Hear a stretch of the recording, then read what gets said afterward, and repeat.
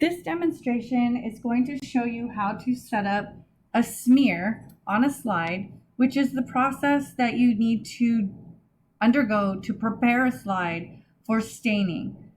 For almost all of the staining techniques that involve a basic dye or any of the techniques that are differential stains, like gram stains, endospore stains, acid-fast stains. So first I'm going to draw some targets on my slide, and I'll do this on the back.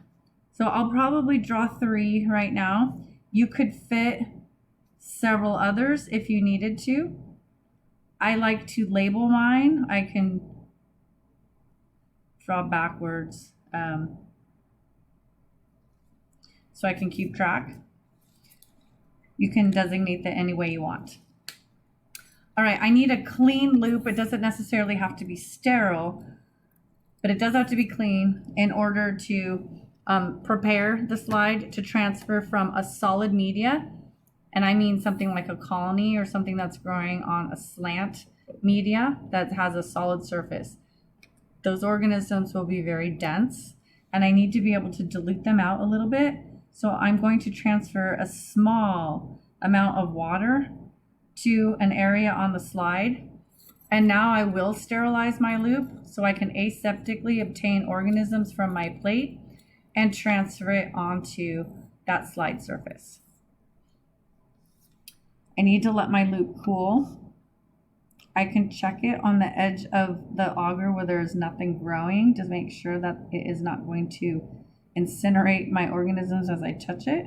I'm going to touch a colony, and then I am going to spread it around. Now I do not want this to become milky because then it will be too dense to observe individual cells. They'll be too crowded. So I can try to drag a little bit out on my edge in case I've picked up too many organisms. That will enable me to have an area of that smear that I can actually observe. I'll sterilize my loop again before I put it aside, and I need to let my slide completely air dry before I heat fix it. I don't want any fluid left because that may cause damage to the organisms and distort them during the staining process. But once it is completely dry, and it's a little damp yet, but in the interest of time, I will pretend it is completely dry